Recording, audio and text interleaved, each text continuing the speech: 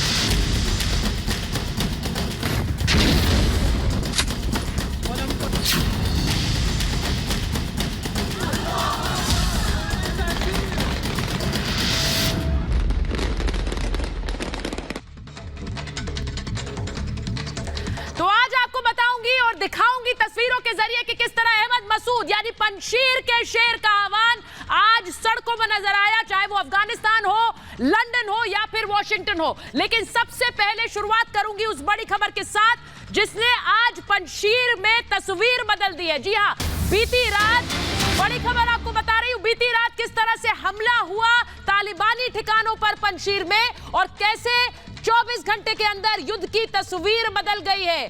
पंजशीर में तालिबानी ठिकानों पर हमला हुआ और इस हमले में न सिर्फ तालिबानी आतंकी बल्कि पाकिस्तानी सेना के जवान भी मारे गए हैं क्योंकि वो कंधे से कंधा मिलाकर तालिबान के साथ लड़ रहे थे पंजशीर के खिलाफ। तो वो तस्वीरें आपको दिखाऊंगी।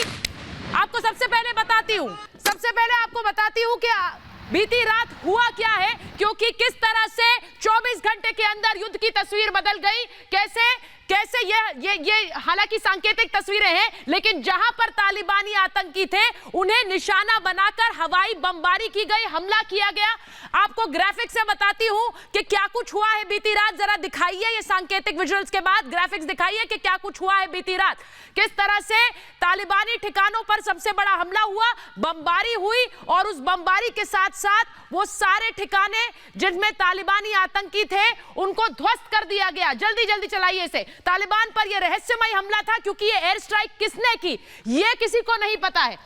तालिबान के ठिकानों को निशाना बनाकर यह एयर स्ट्राइक की गई और अज्ञात सैन्य विमानों ने किस तरह से बम बरसाए जिसमें तालिबान को बहुत बड़ा नुकसान हुआ है। पंजशीर में तालिबान के ठिकाने उड़ा दिए गए और कैसे युद्ध की तस्वीर पिछले 24 घंटे में बदल गई है क्योंकि पाकिस्तानी ड्रोन्स के जरिए हमला किया जा रहा था पंजशीर में और उसका जवाब ये एयर स्ट्राइक्स थी। और सबसे बड़ी बात, कई आतंकियों के मारे जाने की खबर है, इसमें पाकिस्तान के सेना के लोग भी मारे गए हैं, ये सबसे बड़ी खबर है।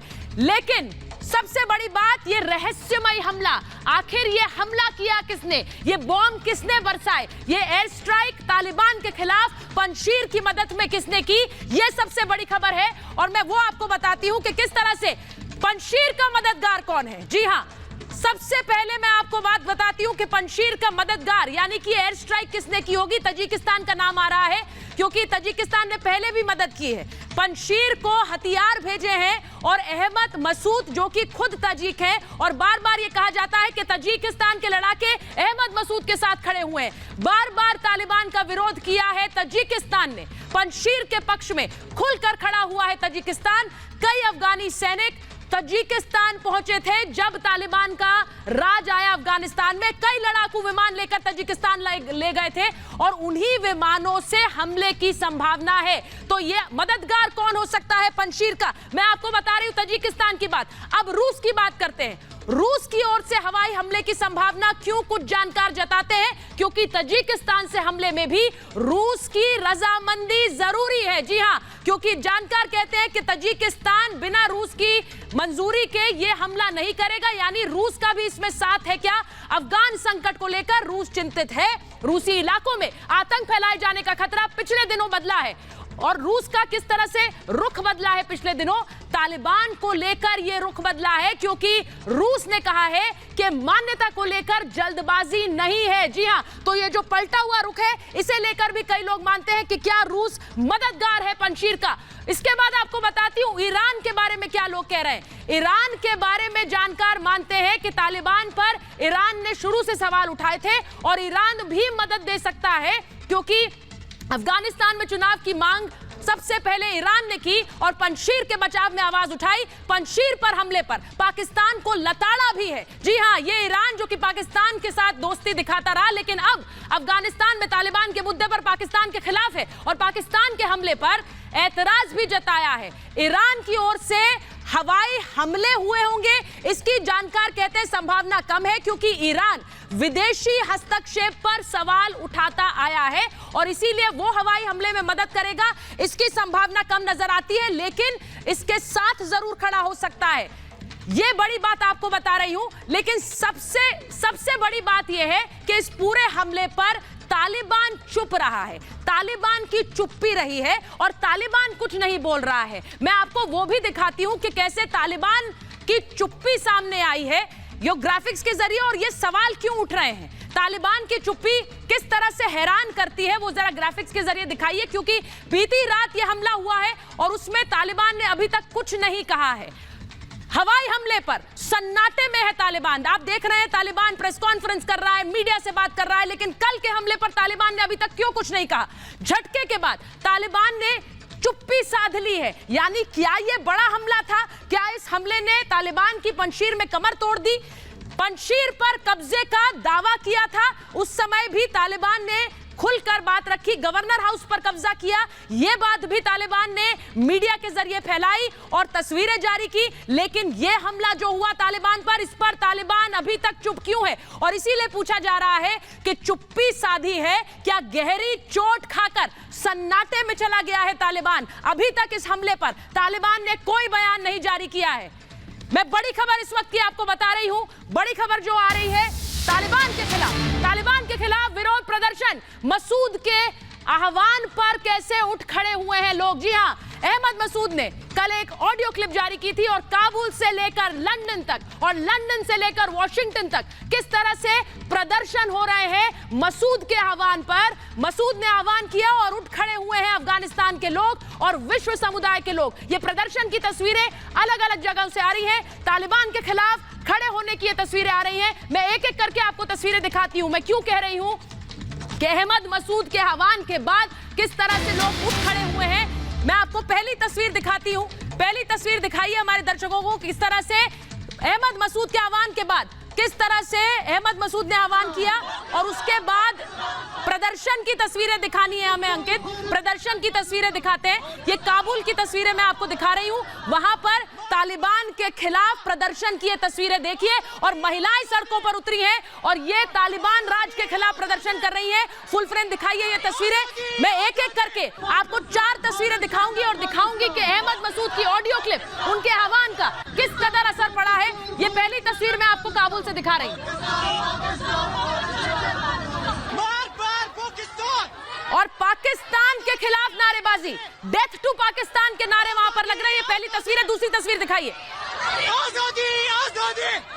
दूसरी तस्वीर आपको दिखाती हूं, काबुल में डेथ टू पाकिस्तान यानी पाकिस्तान मुर्दाबाद के खिलाफ के नारे लग रहे हैं, पाकिस्तान के खिलाफ नारे लग रहे हैं। काबुल की दूसरी तस्वीर आपको दिखाती हूं, दूर तक देखिए लोग सड़कों पर हैं और ये तालिबान ही नहीं है, ये अफगानिस्तान की आम आवाम है जो तालिबान के खिलाफ विरोध प्रदर्शन कर रही है। फुल फ्रेम दिखाइए ये तस्वीरें, क्योंकि ये तस्वीरें बयां कर रही है किस तरह से मसूद के आह्वान के बाद अफगानिस्तान की आवाम उठ खड़ी हुई है। अब मैं आपको लंदन और वॉशिंगटन की तस्वीरें दिखाती हूं, वो भी दिखाइए।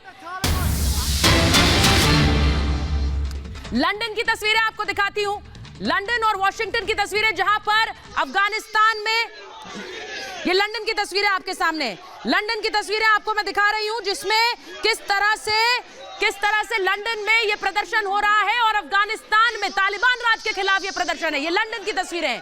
अफगानिस्तान की, अब वॉशिंगटन की तस्वीरें आपको दिखाती हूं। वॉशिंगटन की तस्वीरें दिखाइए। अब वॉशिंगटन की तस्वीरें दिखा रही हूं, वहां पर भी कुछ इसी तरह का प्रदर्शन, ये देखिए तस्वीरें।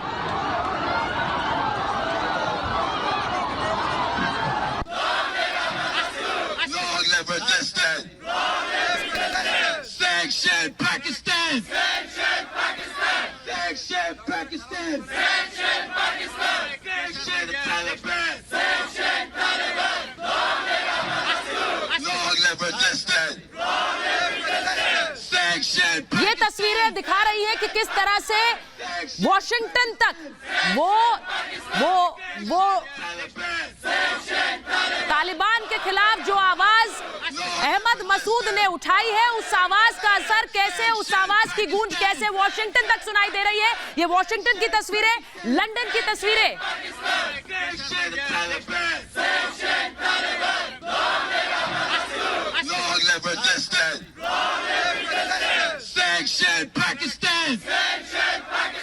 और मैं ये तस्वीरें आपको दिखाऊं, इसी के साथ साथ ये भी आपको बताऊं कि एक बड़ी खबर फहीम दश्ती पर आपको बताने वाली हूं। जी हां, बड़ी खबर आपको फहीम दश्ती पर बताने वाली हूं, यानी कि नॉर्दर्न अलायंस के प्रवक्ता फहीम दश्ती पर बड़ी खबर अपने दर्शकों को बताऊं।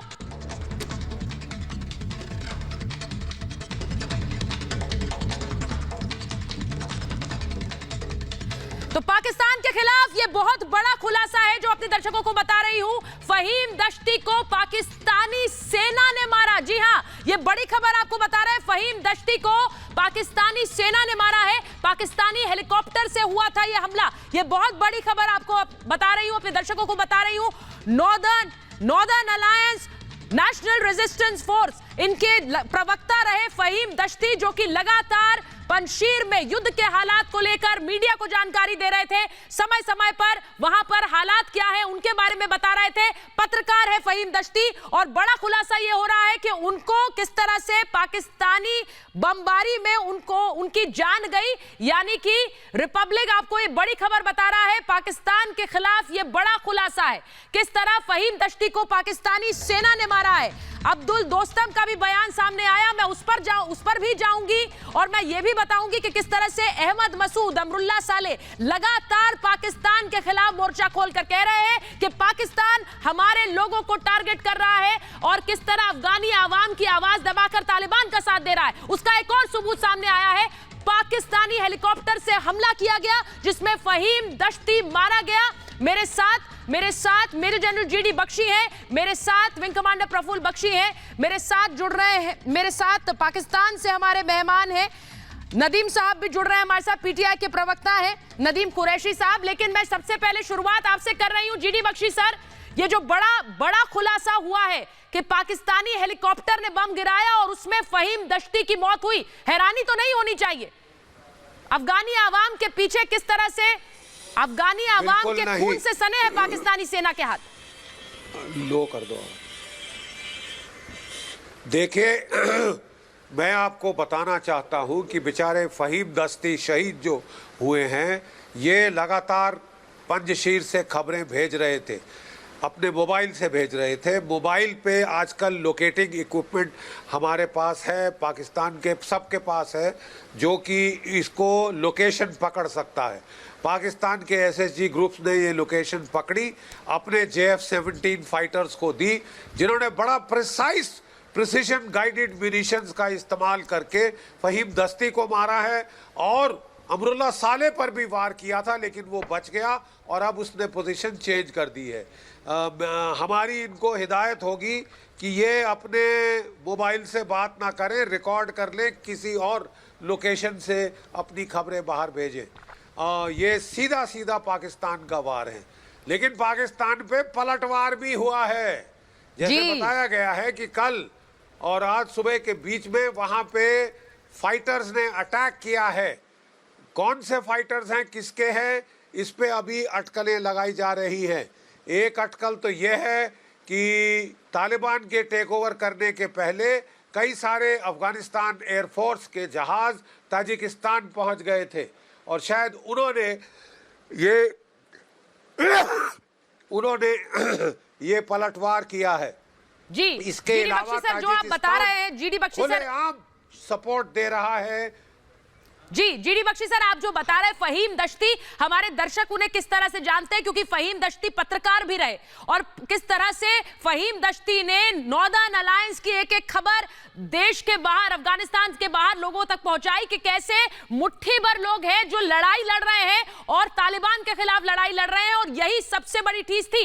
किस तरह निशाना बनाकर फहीम दश्ती मारे गए और लगातार उनके समर्थन में संदेश आ रहे हैं, फहीम दश्ती के समर्थन में संदेश आ रहे हैं। मैं एक बार नदीम कुरैशी, मैं आपसे पूछूंगी, आपके हाथ अफगानी मासूमों के खून से रंगे हैं नदीम कुरैशी, और मुस्कुराकर आप सुन रहे हैं इस बात को, मुस्कुराहट है आपके चेहरे पर इस बात पर।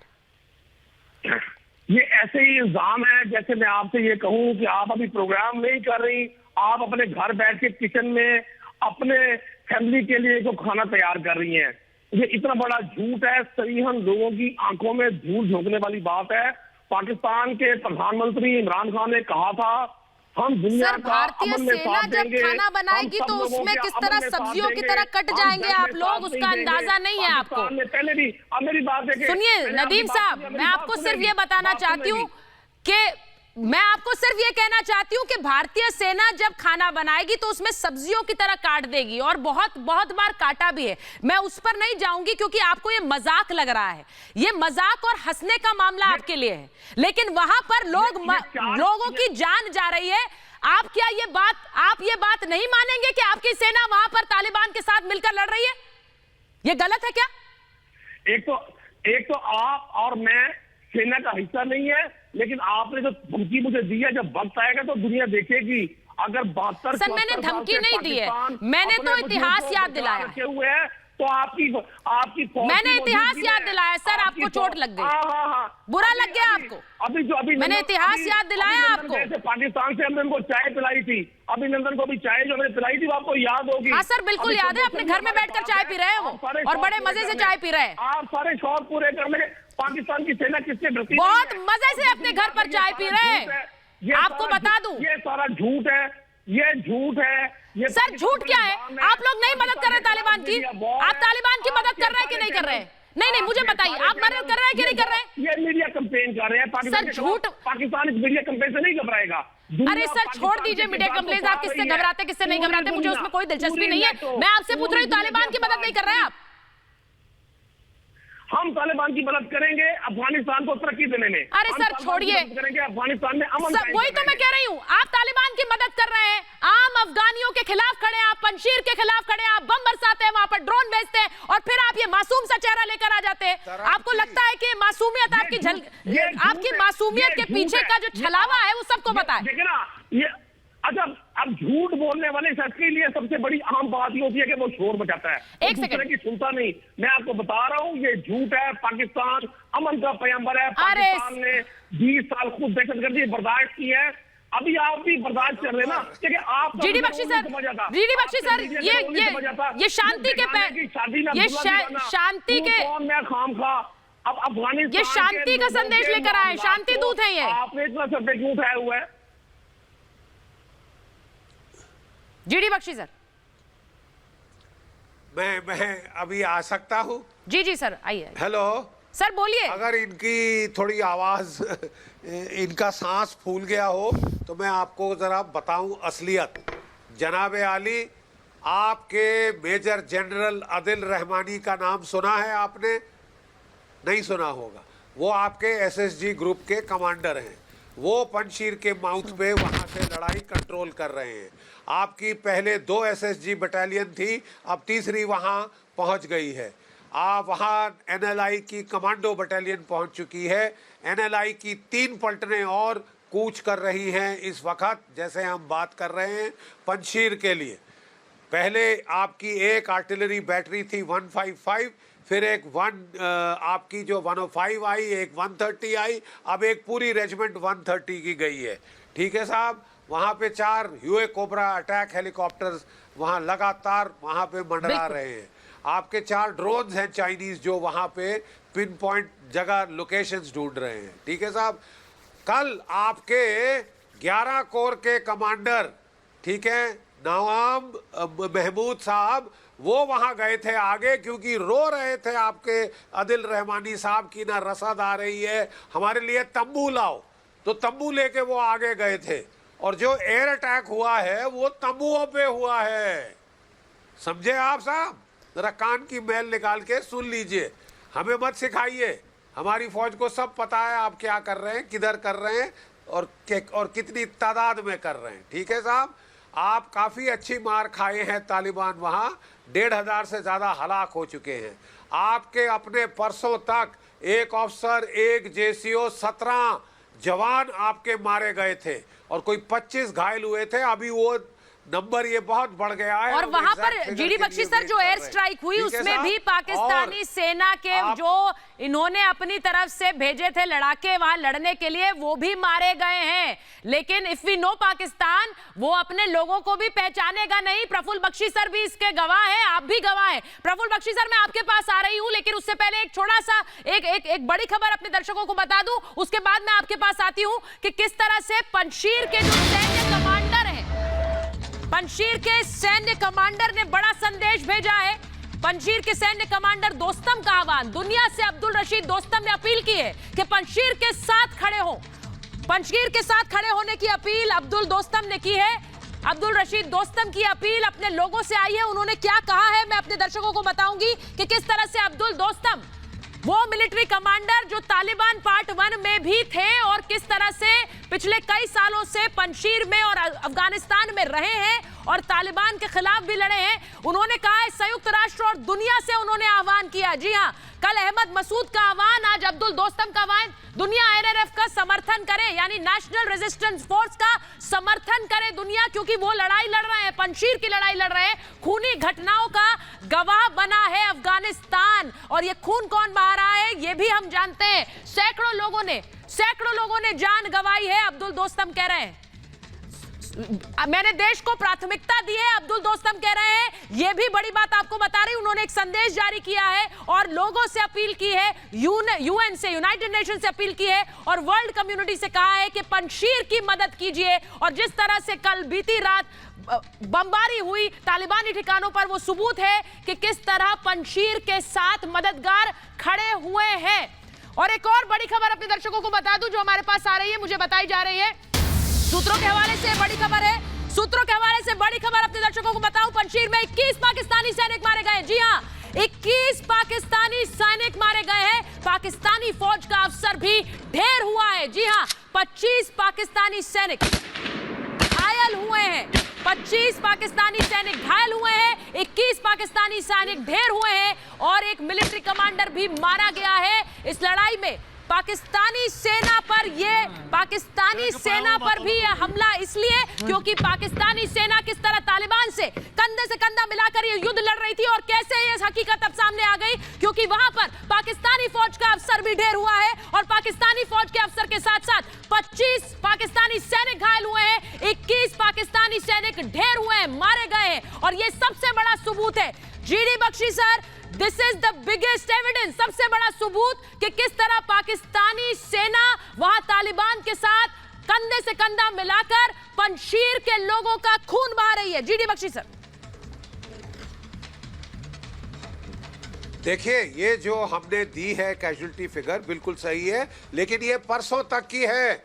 अभी 2 रात और 2 दिन की लड़ाई के और जो इनका नुकसान हुआ है वो अभी आने वाला है, हमको मिल जाएगा कुछ समय में, लेकिन इनका बड़ा जबरदस्त इनको नुकसान हुआ है, इससे भी ज्यादा नुकसान हुआ है। क्योंकि जो पेशावर का हॉस्पिटल है उससे सारे जो नॉर्मल लोग हैं जिनको मलेरिया शलेरिया है वो सब निकाल दिए गए और भर रहा है वो पेशावर का हॉस्पिटल। अब स्वात का हॉस्पिटल भी खोल दिया गया है, मिलिट्री हॉस्पिटल स्वात का, कैजुअल्टीज के लिए।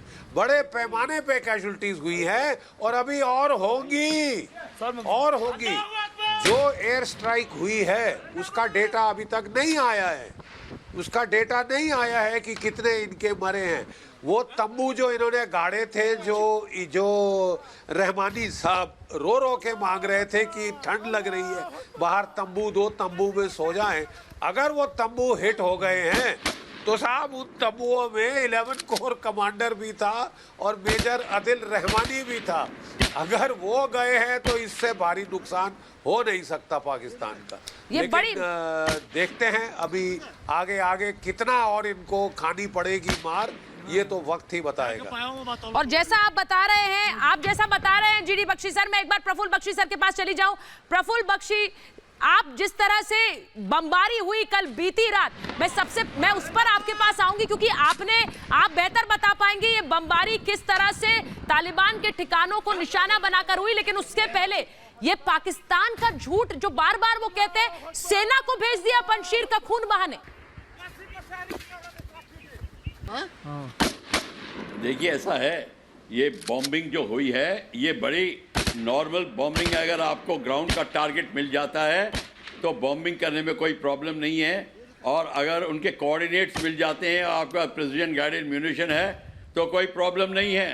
अब पाकिस्तानी कमांडर ने सोचा था कि ये तो कंपनी बाग में घूमने जा रहे हैं, कोई प्रॉब्लम नहीं होगी। उन्होंने कोई प्रिकॉशन नहीं लिया, कोई एयर डिफेंस प्रिकॉशन नहीं लिया।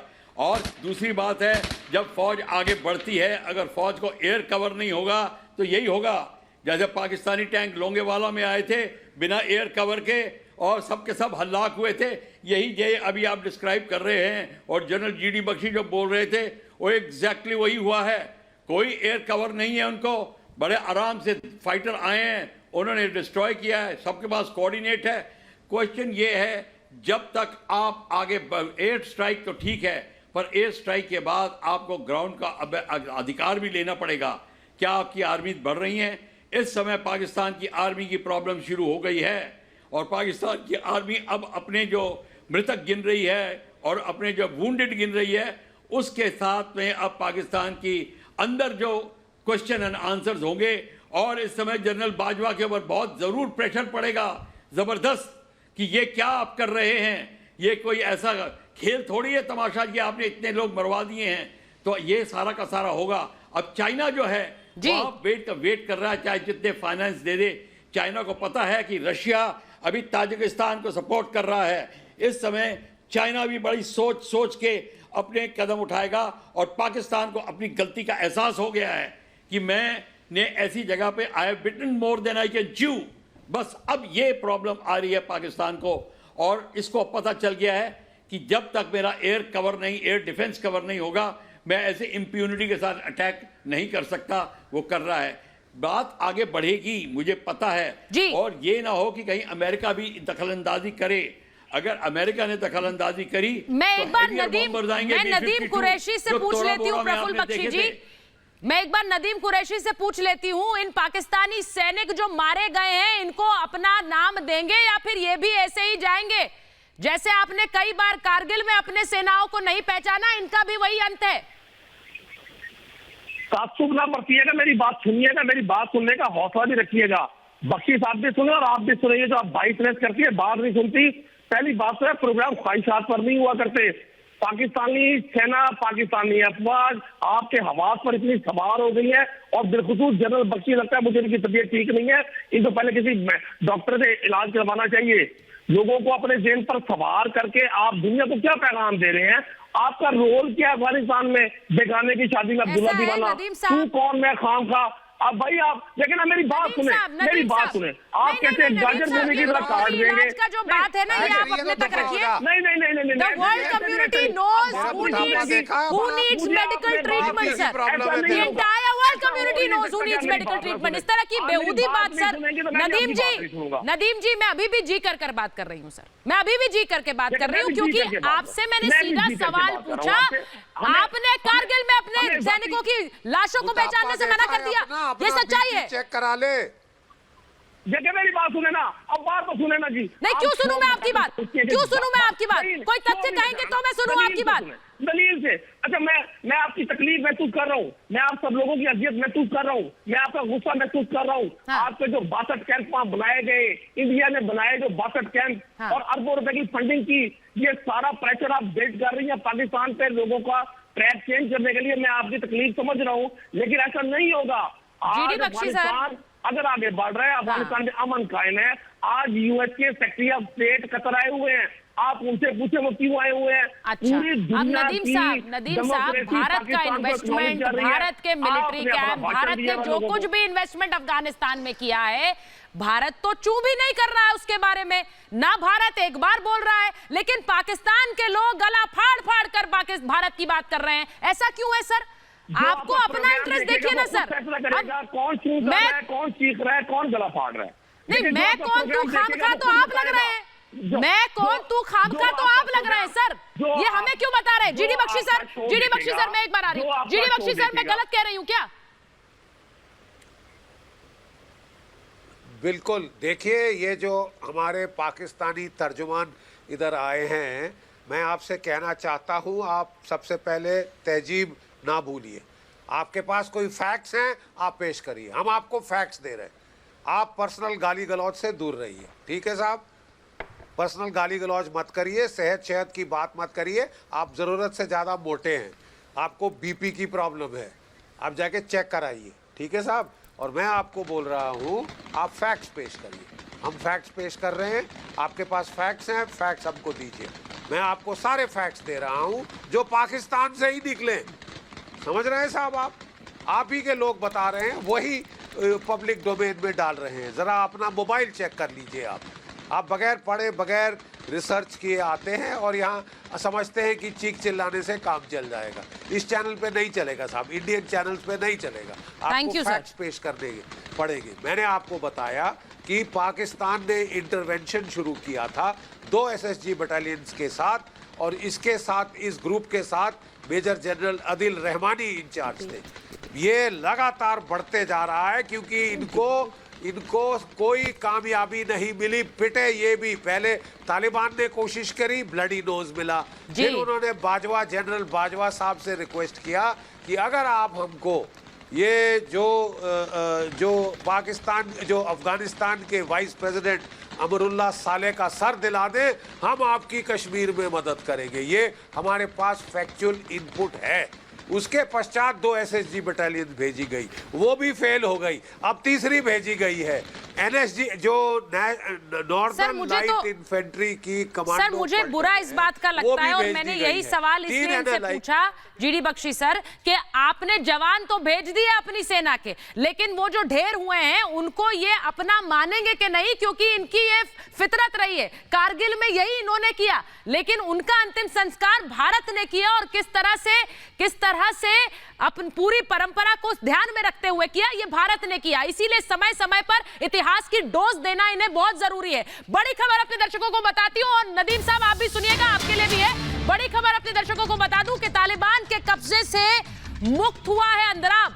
फिर से अंद्राब पर NRF का कब्जा हुआ है। जी हां, नेशनल रेजिस्टेंस फोर्स ने अंद्राब पर कब्जा कर लिया है। पंजशीर के कई इलाके भी मुक्त हुए हैं। NRF ने अंद्राब पर कब्जा किया है। कल किस तरह से पंजशीर पर कब्जे का दावा किया था तालिबान ने, और NRF का कहना है कि पंजशीर और अंद्राब पर अब कब्जा कर लिया है। एक बार फिर से NRF ने कब्जा कर लिया है, यानी कि अभी पिक्चर बाकी है और ये युद्ध भी जारी है। बार बार ये कहना कि तालिबान ने कब्जा कर लिया पंजशीर पर, उन दावों को किस तरह से ढेर कर रहा है पंजशीर के लड़ाके। सोचिए किन मुश्किल परिस्थितियों में लगातार इस युद्ध को लड़ रहे हैं। एक और बड़ी खबर मैं आपको बता रही हूं, और वो बड़ी खबर जुड़ी हुई है रूस और भारत से। जी हां, बड़ी खबर अपने दर्शकों को बता रही हूं। कल दिल्ली दौरे पर है रूस के NSA डोभाल से मिलेंगे निकोलाई पेत्रुशेव। जी हां, रूस के NSA निकोलाई पेत्रुशेव कल भारत आ रहे हैं, और भारत रूस में NSA लेवल की वार्ता होनी है। ये बड़ी खबर अपने दर्शकों को बता रही हूं।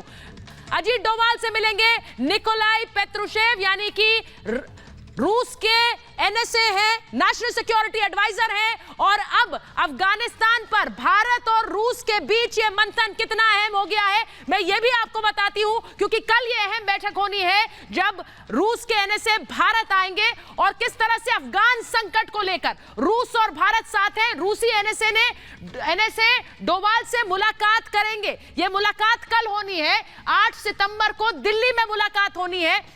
ये मुलाकात दोनों एनएसएस के बीच होगी, यानी अजीत डोभाल और पेत्रुशेव के बीच। अफगान संकट से कैसे निपटना है और दोनों देश किस तरह से साथ मिलकर अफगान संकट पर काम कर सकते हैं, इसे लेकर ये कल बैठक है। रूस और भारत क्या साझा रणनीति बनाएंगे? आपको पता है कि ब्रिक्स के भी दोनों देश सदस्य हैं, ब्रिक्स बैठक भी होनी है। उससे पहले रूस और भारत के बीच एनएसए लेवल की ये बातचीत है, ये बैठक है। 2 दिन के दौरे पर रूस के एनएसए आ रहे हैं और सोचिए ये कितनी अहम बैठक होगी। इस वक्त मौजूदा समय में रूस और भारत के एनएसए के बीच ये बैठक अफगान संकट को लेकर अफगानिस्तान पर क्या साझा रणनीति बनाएंगे भारत और रूस, क्योंकि इन दोनों देशों का स्टैंड अफगानिस्तान और तालिबान पर बेहद अहम होगा। और ये साथ आते हैं तो तालिबान और अफगानिस्तान के साथ कैसे डील करना है, उसे लेकर एक अहम रणनीति बन सकती है। मेरे पास महाभारत में इतना ही समय था। बहुत बहुत धन्यवाद आप सभी का।